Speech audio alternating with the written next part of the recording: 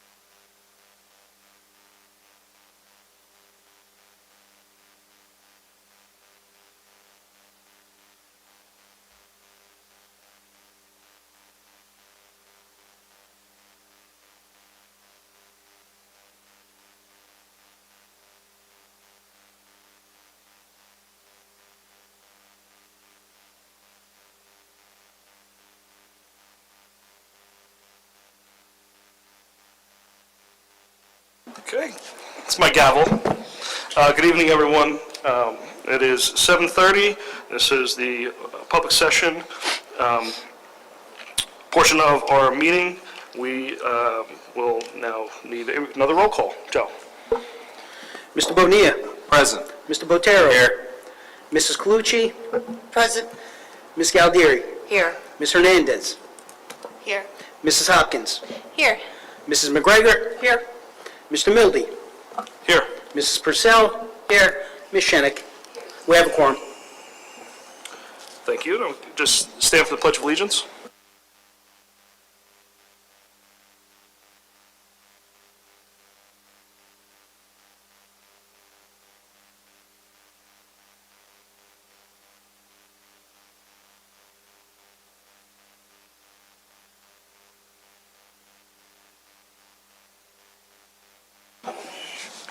Okay, we have a few presentations that Dr. Santoro will lead.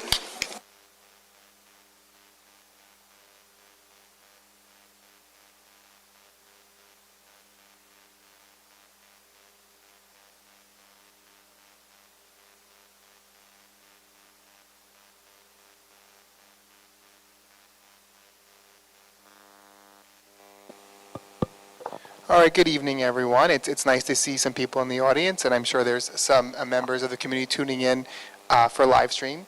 It's wonderful to see everyone this evening. I'm Frank Santoro, the proud superintendent here in Roxbury, and I do have a few pieces of information to present on this evening. The first of which will be the goals for the 25-26 school year.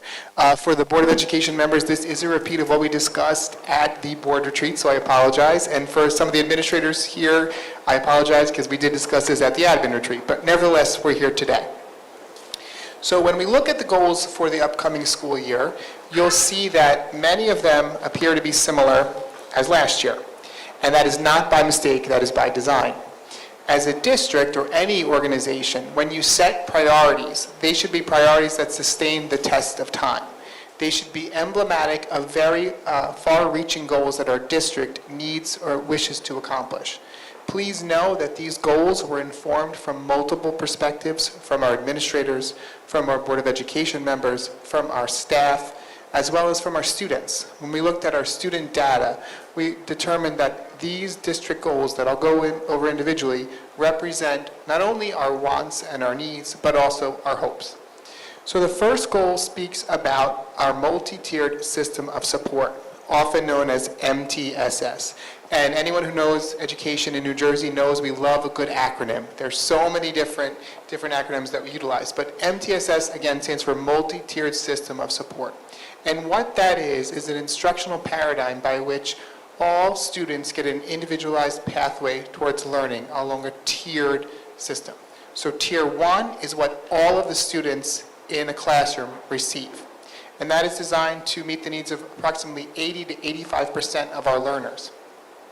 When a student needs more support, whether that's academic intervention or academic enrichment, we add a Tier 2, so it's another level of support, and that's small group targeted instruction. If the need continues and persists, we add a Tier 3 support, which is typically individualized support. So think of this as a student with the highest level of need. You get not only Tier 3, you get Tier 2 and Tier 1. Why? We want to make our learning environments the most robust and comprehensive that we possibly can. How do we do this? It requires ongoing data collection and analysis. A key critical component of that has been the district's partnership with Lincoln, which allows us to analyze and store data. It allows us to run various reports, and we are able to drill down to the individual student level on individual assessment items to determine the level of need. Now that we've had this data, we're armed with what our students need, we need to figure out a way to provide that. So at the elementary level, we launched a What I Need block last year, which is more aptly referred to as our WIN block. So if I need academic enrichment, I'm able to get that support during the WIN block time. We're going to continue to implement this year, K through 4, but we're going to revamp things. A year's worth of time has showed us things that worked out as success, as well as things we need to refine. How do we structure what kinds of supports we provide during that WIN block? Who is available to provide that support? Another critical component to our work around our tiered system of support is leveraging our In Support of Learning program. That is our basic skills program in the district. We are very lucky to have very strong, talented In Support of Learning teachers. What we're looking at now is ways to improve the model.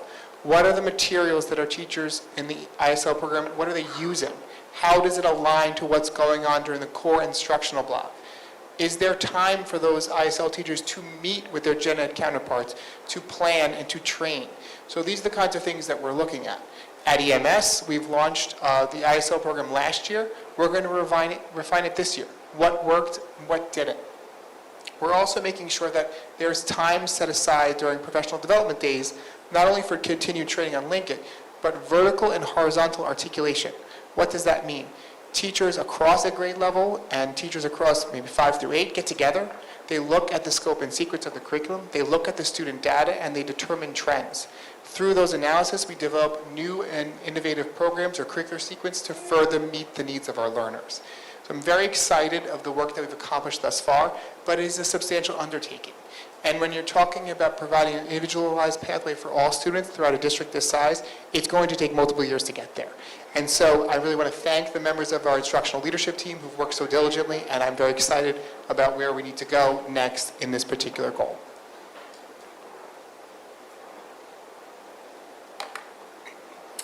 District Goal 2 speaks to sustainability.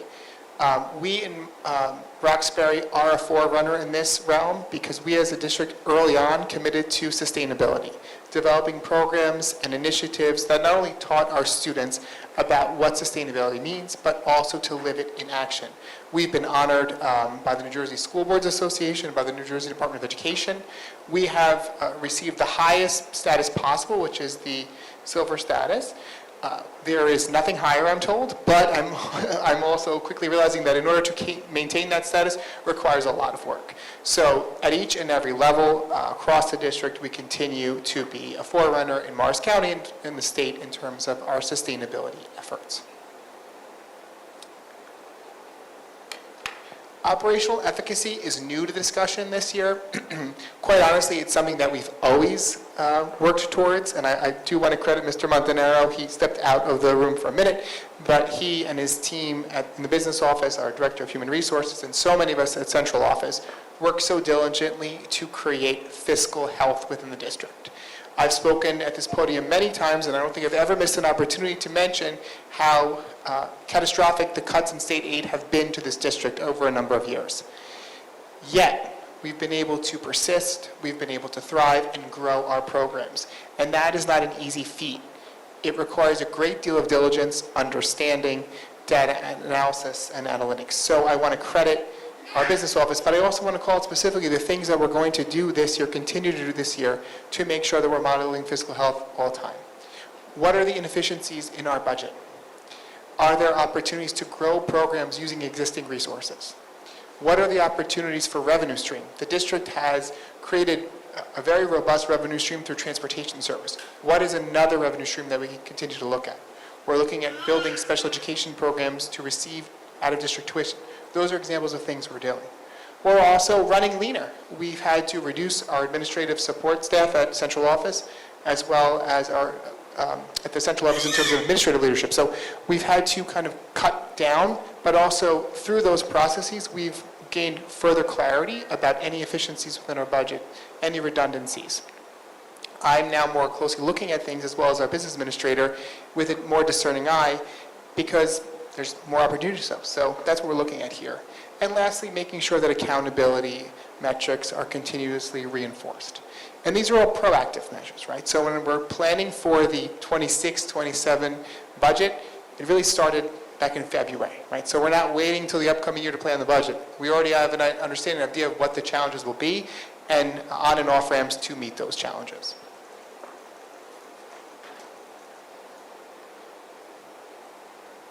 Health and wellness. When we talk about health and wellness here, we're talking about not only emotional wellness, but also physical wellness and safety. Those truly go hand in hand. As a former school psychologist, I can tell you firsthand that working with students, they are not able to feel emotionally well unless they feel physically safe. So we're going to continue to support our security initiatives while also expanding our social emotional learning programs within the district. We're going to continue to foster the use of the zones of regulation as a Tier 1 intervention at the elementary school. Remember I said before, Tier 1 is for all students. Zones of regulation is a complex, comprehensive program that provides concrete learning opportunities for students at the elementary level and how they can regulate their emotions. If we think about regulation of emotion, they're complex for adults, so we have to make it as comprehensive and concrete as possible for our youngest of learners. We've seen revisions to our school counseling curricula over the summer, and those revisions will go into effect this upcoming school year. We're also revamping our intervention and referral services processes. So these are processes that are designed to respond to academic intervention needs, but also emotional behavioral intervention needs as well. We've partnered with Lincoln, as I mentioned before, and one of their products, or the offshoot of our partnership, is an intervention manager platform that allows us to identify and track tailored interventions based on students' needs. We continue to utilize the portrait of a graduate terminology when we're discussing different initiatives, whether academic or social emotional nature. And again, we continue to look at ways to make our buildings more secure, more safe for our students and for our staff.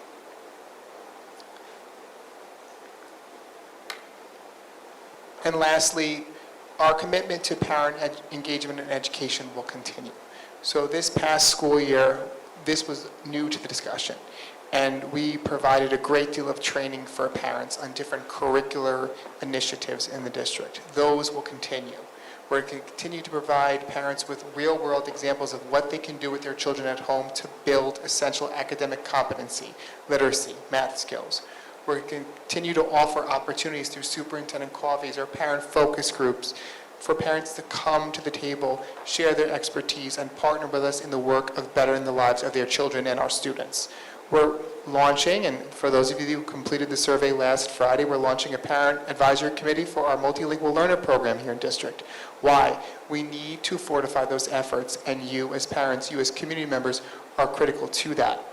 Superintendent coffees will continue, as I mentioned before, monthly newsletters, but we want to make sure that you as parents, you as community members have opportunity to come to the table and work with us. And as always, if there's a concern or question, please share that with us, because every question or concern can lead to a new idea and a new initiative. So these things will continue throughout the course of this school year. And I did not add a sixth goal for this year, so that concludes my presentation on the district goals. Thank you. Any questions from the board?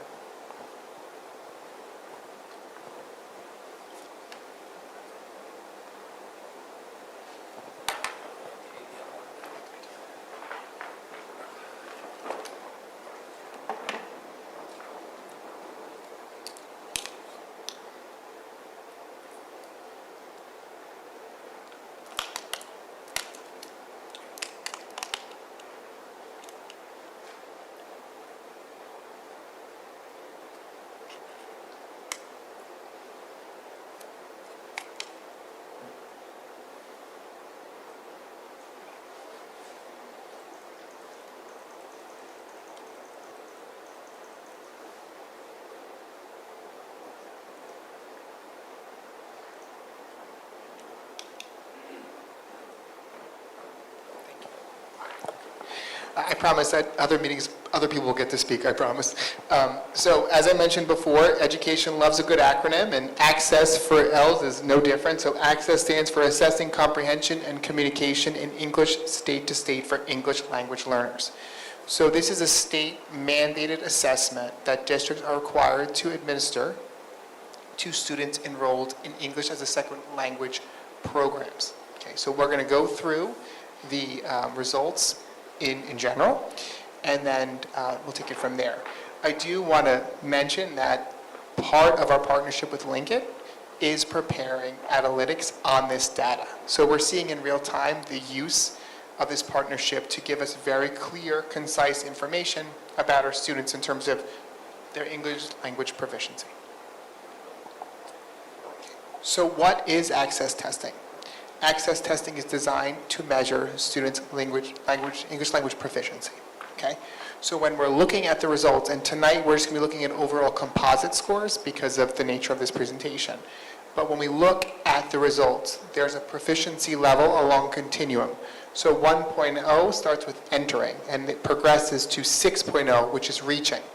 Students can be in between levels, for example, a 4.5. That tells us that the students are in the expanding range, moving up towards the bridging range.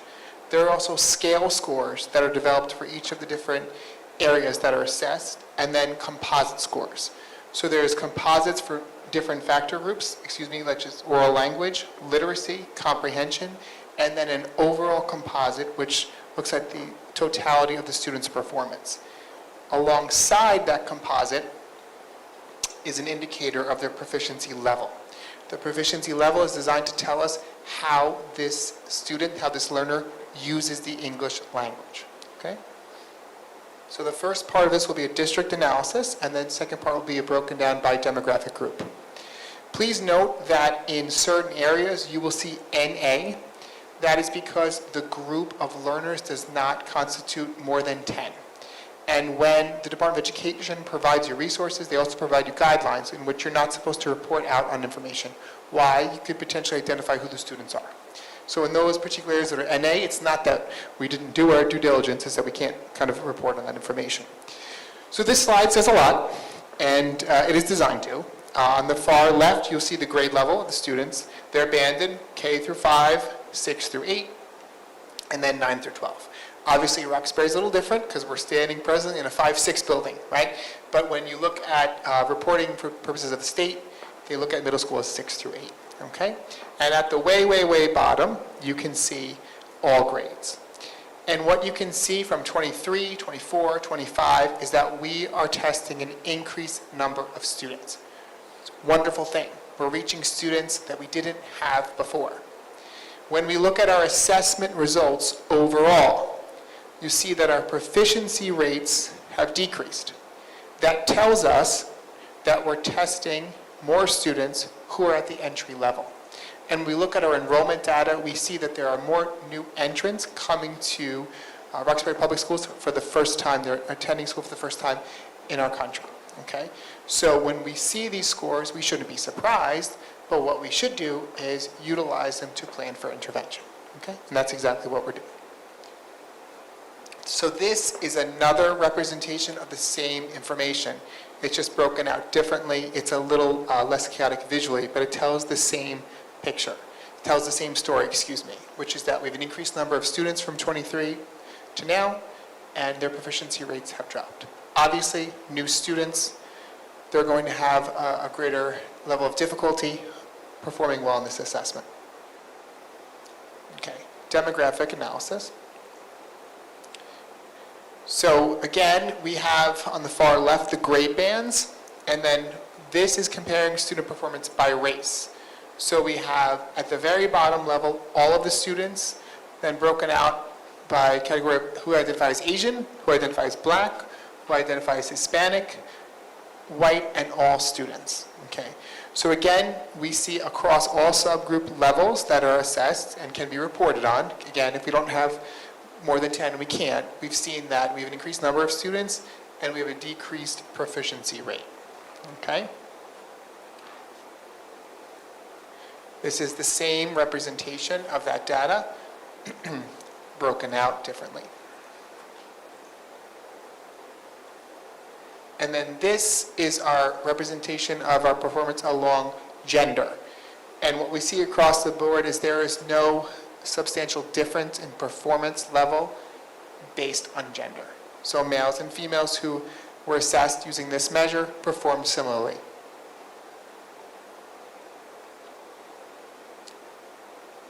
Same, just looking at it a little differently. And then comparing students by subgroup as compared to those who are considered to receive gen ed support and those that are classified receiving special education support as well as ESL. So when you look at the proficiency rates here, you'll see that as compared to their gen ed counterparts, students have a depressed level of performance. Why? Students who have been identified as having special education need have an identified disability. that prevents them from acquiring skills at the rate commensurate with their gen ed peers. So it is expected that this assessment, which is difficult, is going to be more challenging for those students. On top of acquiring English as a second language, they're contending with a disability as well.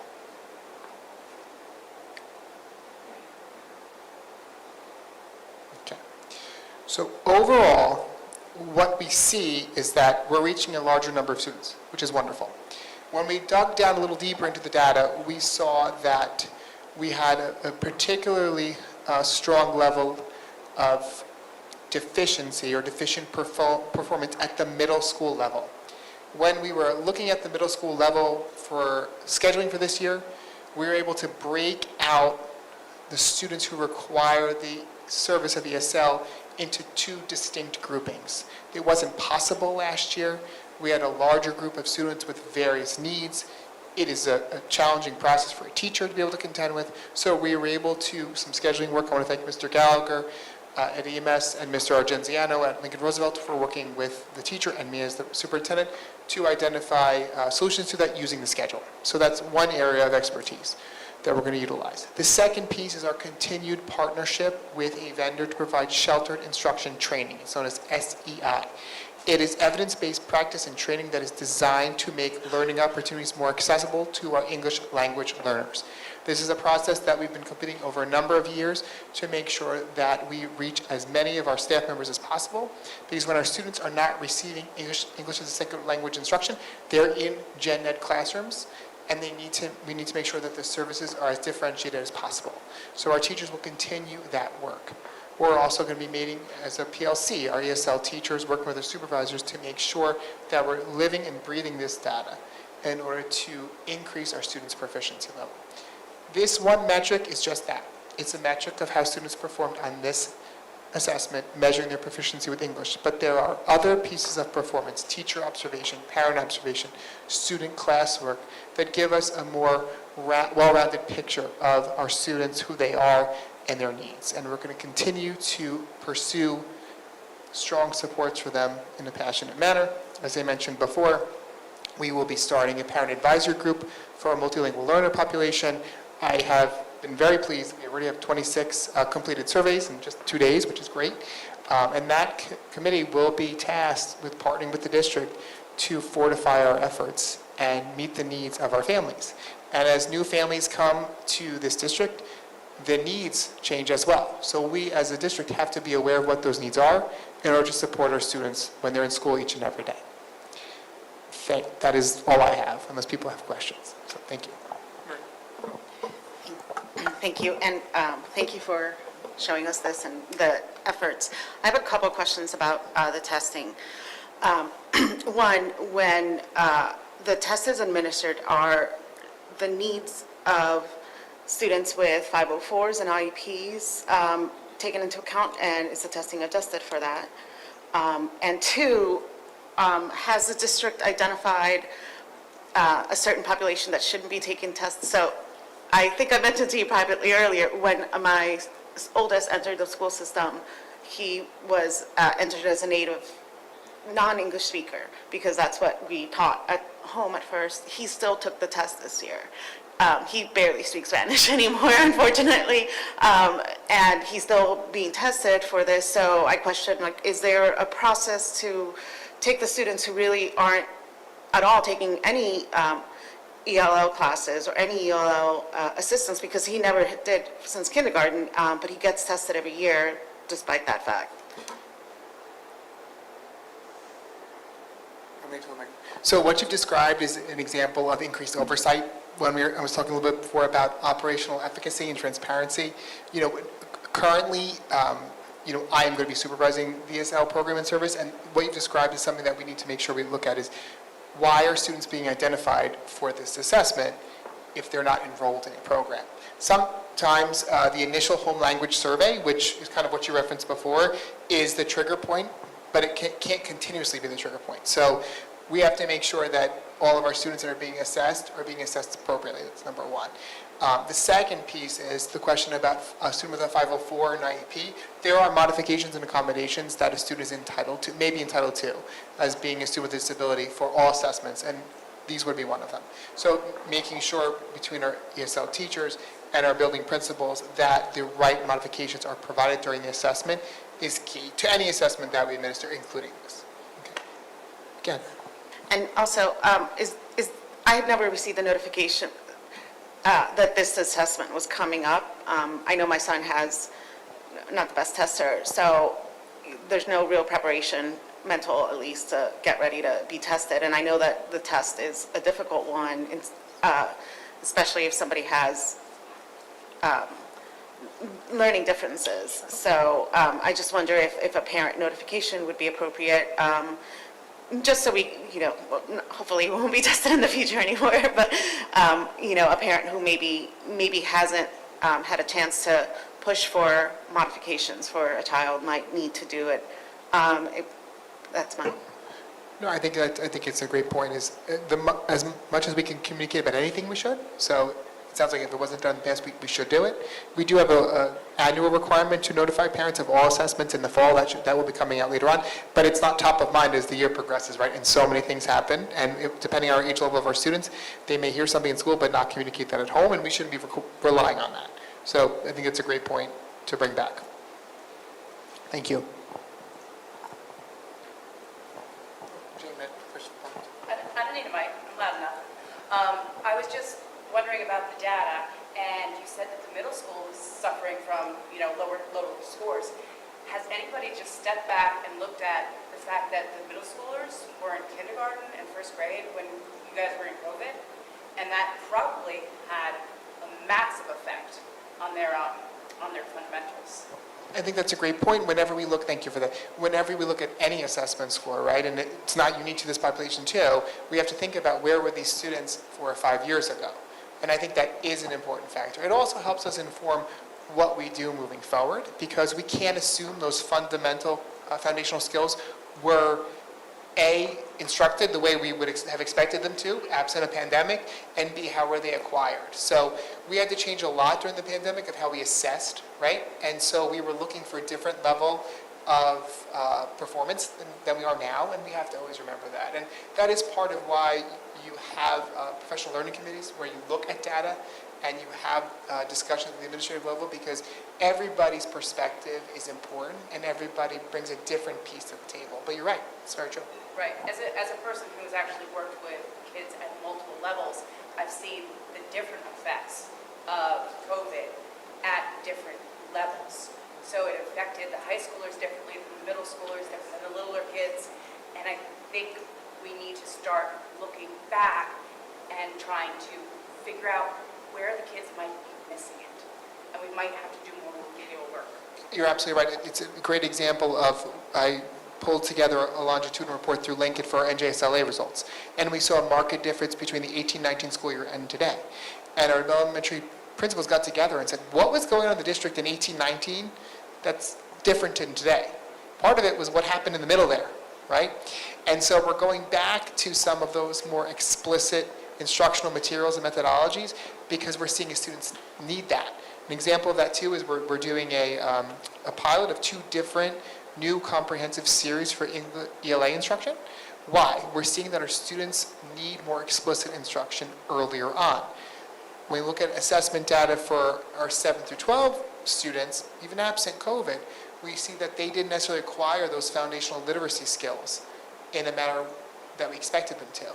And so we have to look at that data to figure out what we need to do differently earlier. But those are the kinds of conversations that we're able to have because we have the analytics, because we have the time in the day for the teachers to meet, and because we have the time in the day for the teachers to work with the students. So, yeah, well made, well made. Thank you.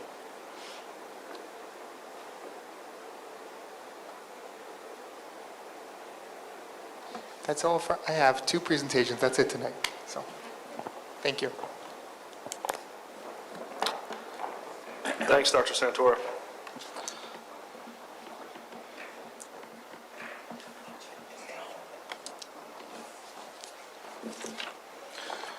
Joe, any correspondence? Yes. We have some correspondence. We have a save the date. You are cordially invited to participate, and this is from ShopRite. In our annual ShopRite Partners in Caring Help Bag Hunger Day, I know in the past, Mrs. Colucci has volunteered. I know last year Dr. Santora volunteered. I know my secretary, Nina, she volunteered in the past. So this is on Thursday, September 18th, from 11 a.m. to 1 p.m. There's your correspondence. Thank you. Thank you. I have no comments. Dr. Santora, anything else to add?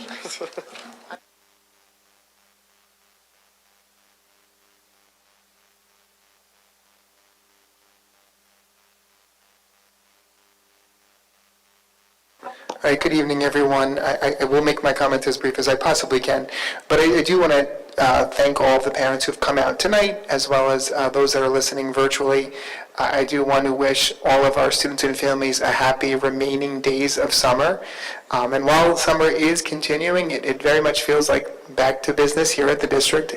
There's been a great deal of work, actually throughout the entire summer, to prepare for the reopening of schools. And I'm happy to report that our schools are all set and ready to welcome our students, and we're so excited to have them back. Schools without students, it's no place for fun. So we look forward to welcoming them. I do want to credit Mr. Riffle and the entire Buildings and Grounds Department for their diligence in preparing our buildings. They look phenomenal, and I really can't wait to see everybody come in. Our technology department, Mr. Pitzer and his staff, have been amazing in preparing for the reopening of schools. They did host a 12 p.m. to 6 p.m. session over at the pavilion, so we're making use of that outdoor classroom for parents and students to come over for tech support. So it was a well-attended event, and I want to thank Mr. Pitzer for thinking of it and his entire tech department for being there for our community. I also want to thank Mr. Katz from the Transportation Department for preparing very comprehensive, complex routes that are efficient and fiscally sound for the district. His work is truly appreciated, as he's responsible for making sure so many students get to school safe and soundly each and every day.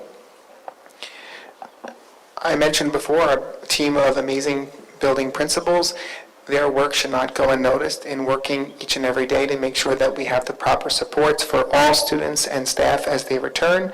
Their work in the summer truly doesn't wane, and in many ways it ramps up. So I do want to thank them publicly for all of their work in supporting the district.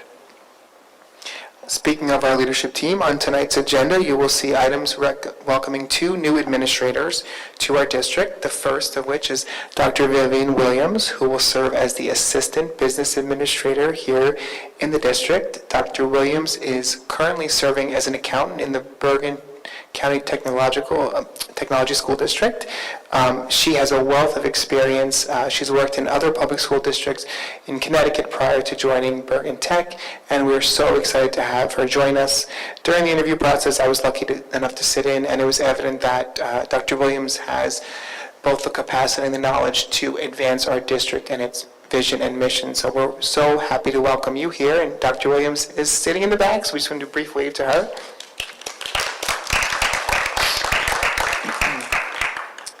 We are also joined by Mr. Michael Ferentz, who is going to be serving as the new assistant principal at Eisenhower Middle School. He's bravely standing in the back with his wonderful young children and his wife. Thank you for bringing your family, Mr. Ferentz. He is currently serving as an elementary assistant principal in the Mendham Township School District. Prior to his role as an administrator, he was a middle school teacher, social studies teacher in Mendham Township. Again, during the interview process, it was very clear that Mr. Ferentz had the knowledge and capacity to not only meet the academic needs of our students, support staff, as well as advance our academic vision for our district. So I do want to congratulate him and welcome him to Roxbury, as well as Dr. Williams. Welcome. He's also here.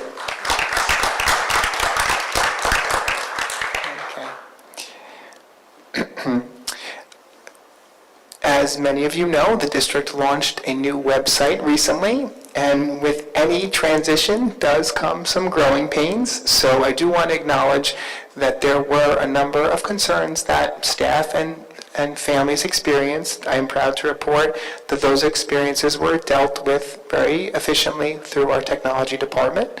For those that are out in the audience or listening virtually, if you continue to have challenges or concerns with the new website, please don't hesitate to reach out to us. There are always ways we can improve and enhance the website, so I want to thank those that did reach out and encourage those who have any concerns, of course, to reach out in the future. Lastly, the district will be undergoing the QSAC monitoring process this upcoming school year. This is known as the New Jersey Quality Single Accountability Continuum. And really what it does is require the district to provide evidence and proof of their compliance with all of the metrics and mandates from the Department of Education.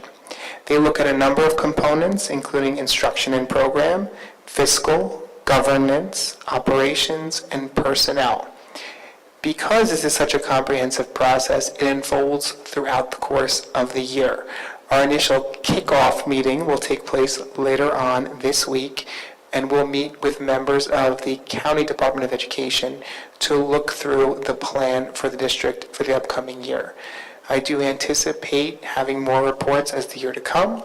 We look forward to the opportunity to not only share with the county the wonderful things we're doing in Roxbury, but learn new ways to further be compliant with the Department of Education's ever-changing requirements. And with that, I will conclude. Thank you. That was mostly brief. It's good.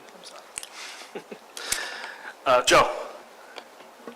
Yeah, so I just want to give a shout out to our B&G department for getting all of our schools up and ready for this new school year.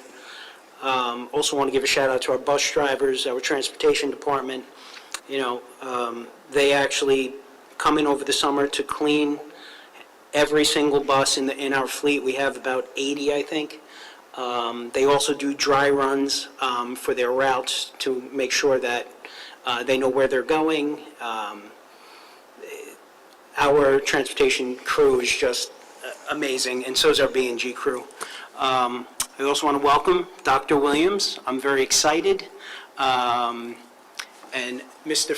Ference, welcome to Roxbury.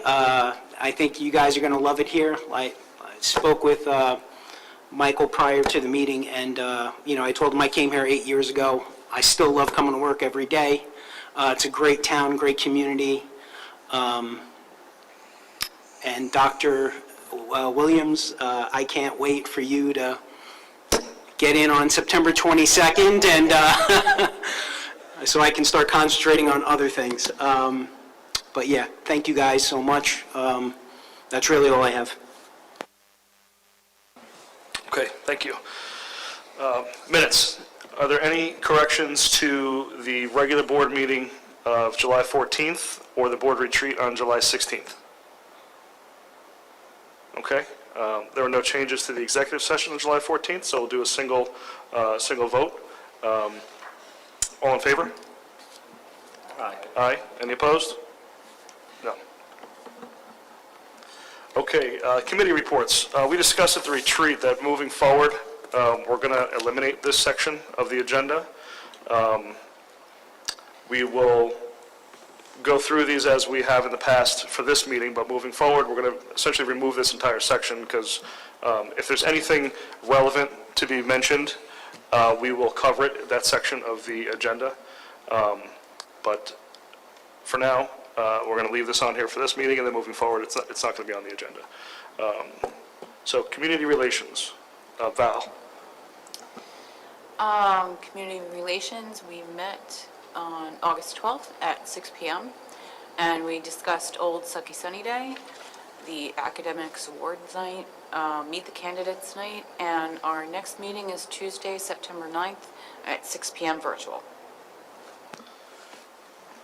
Thank you. Education, Milo? Yeah, hi. We met on August 11th at 4:30. We discussed WIDA and NJSLA test results, and we went over some of the information regarding the admin retreat and the district PDP. Our next meeting will be September 8th at 4:30.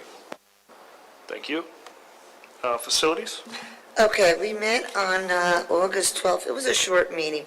We talked about, if you remember a couple weeks ago when we had that really bad, heavy rainstorm, And Randolph Schools was using our turf field at the Lincoln Roosevelt for practice for a couple weeks. And I also would like to give a shout out to our building and grounds. A couple weeks ago, I walked through the high school. Our buildings look beautiful. They worked really hard.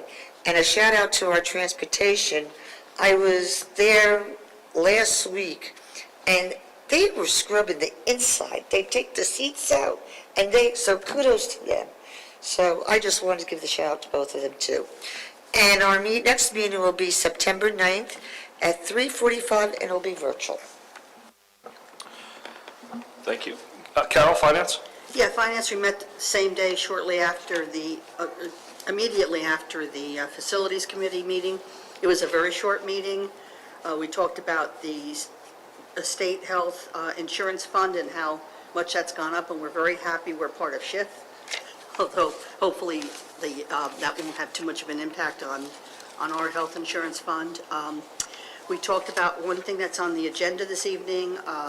The state gives non-public aid to non-public schools. So they do give aid directly to them for textbook security, things like that, but it passes through our business administrator. So he gets the money from the state, so it's not coming out of our budget. He gets the money from the state, and then he just writes the checks. So it's under his purview. We talked about Pritchard year-end reconciliation, a Newark bus accident in which we had absolutely no involvement, for some reason had gotten an erroneous ticket, and that was dismissed. And I think we talked about Dr. Williams, so welcome. And our next meeting is September 9th at 3:45. Okay, thank you. Personnel, Sharon? Yeah, we met August 14th, 2025 at 4:30 PM virtually, and we talked about the new staff members as well as various other staff changes and things of that nature. And our next meeting will be September 11th at 4:30 virtually. Great, thank you. Policy and Governance met on August 11th. We covered a number of changes that are being delivered by the state, updates, policies. We spoke mostly about sunscreen, actually, for about 25 minutes. That was pretty much the gist of it. Sunscreen, yeah. Next meeting will be September 8th at 6. No negotiations, sustainability. That brings us to public comments. Are there any agenda items? No. Okay. Okay, so that brings us to finances. A few things here. So on item 7, just to clarify, there's item 7, which is the travel request. The first item within Resolution 7. We are not approving this. This is an amendment. We had previously approved this. It was just an update to the estimated expense. There's a slight difference in the actual expense. So everything else on there is fine. So just wanted to point that out. Does anybody have any questions or comments about resolutions 1 through 36 for finance? Okay. Carol, would you like to motion resolutions 1 through 36? Yes, I'd like to move resolutions 1 through 36, finance resolutions 1 through 36. Second? Kathy? Roll call, please. Mr. Bonilla? Yes. Mr. Botero? Yes, all apply. Mrs. Colucci? Okay, yes, except on item number 7, I believe. On item number 5, I'm excusing myself, but yes on everything else. Mrs. Galdieri? Yes. Ms. Hernandez? Yes. Mrs. Hopkins? Okay, let me make sure I do this right this time. All right, except for section 7, line number 7, in which I recuse myself, I would say yes to everything else. Mrs. McGregor? I'm going to say yes, except for item number 7, line number 8. I'm going to recuse, but everything else is a yes. Mrs. Purcell? Similar to the others, I am agreeing to everything except for resolution number 7. I'm going to recuse on item number 10. Ms. Shenick? Okay, on the number 2 and The bills list, I'm recusing on one PO, it's 26-0980, on batch 23, and yes on all the rest of the bills. And then on resolution number 7, travel requests, I'm recusing on number 6, number 12, and number 14. Yes on all the rest in the travel resolutions, and yes on all the rest of the resolutions. And Mr. Mildy? Yes to everything except for Resolution 7, Item 12, I'm recusing on. Passes. Thank you. That brings us to education. Education. We have 9 resolutions on education. Milo, would you like to move resolutions 1 through 9? Yes, I would like to move resolutions 1 through 9. Second? Okay. Roll call vote? Mr. Bonilla? Yes. Mr. Botero? Yes, I'll apply. Mrs. Colucci? Yes. Ms. Galdieri? Yes. Ms. Hernandez? Yes. Mrs. Hopkins? Yes. Mrs. McGregor? Yes. Mrs. Purcell? Yes. Ms. Shenick? Yes. And Mr. Mildy? Yes. Passes. Okay, policies, with 2 resolutions. The first item is the plethora of additions and changes to some of these, including the use or retention of sunscreen. And the second is just a second reading of the changes to Regulation 9130, which is the timing for which, for public complaints and grievances, is the second reading of that. Would someone like to move resolutions 1 through 2 for policies? Sharon, second? Val? Roll call vote, please.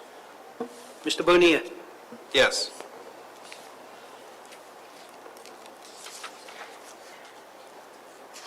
Mr. Botero? Yes. Mrs. Colucci? Yes. Ms. Galdieri? Yes. Ms. Hernandez? Yes. Mrs. Hopkins? Yes.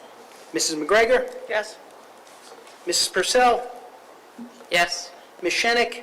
I will recuse on subpart 7, yes on all the rest.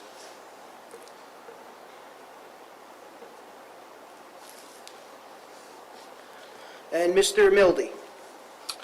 I'll recuse on line 7, resolution 1, and yes to the rest.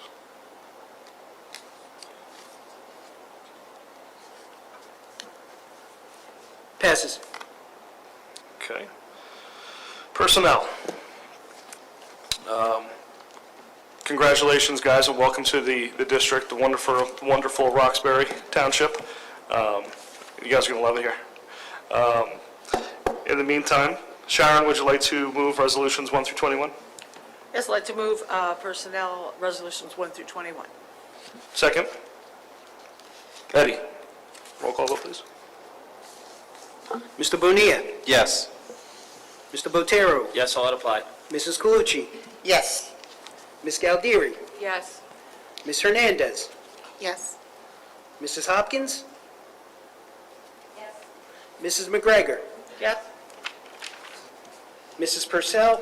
Yes. Ms. Shenick? Yes. And Mr. Mildy? Yes.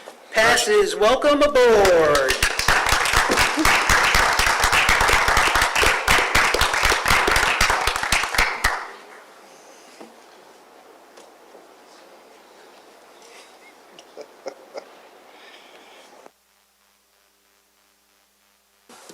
Beautiful. We have a resolution on here to meet an executive session at our next meeting on September 15th at 6:30. Someone like to move this item? Eddie, second. Milo? Roll call? Or all in favor? All in favor? Any opposed? Okay. Do we have any public comments at all? No, sir. No public comments. Any board member comments? Eddie? So I think first off, 8:20 is a miracle, right, guys? So I think the new rule is we have to bring kids to the meetings because the kids got to get tucked in at some point. They're probably even way past their bedtime. Congratulations to everybody. Just real quick, and I thought it'd be worth just mentioning. So, my oldest graduated from the high school this past spring, and we're moving him into college this coming Thursday. As a parent, you get nervous to say, is he ready for this new challenge of life and stuff? And I actually went back to the Portrait of Graduate that we have posted and looked at all the pillars and kind of checked off in my own mind with my wife, like, okay, yeah, we think he's ready. Yeah, you know what, this and that. So kudos to the district for preparing my son and all the graduates that are going to be starting their new chapter. Some of them already went to college and stuff, right, in the last couple of weeks. So thank you. Big, big kudos to everybody. That's it. Thanks, Eddie. Myrna? And just a quick commendation to the Broadway Bound Program.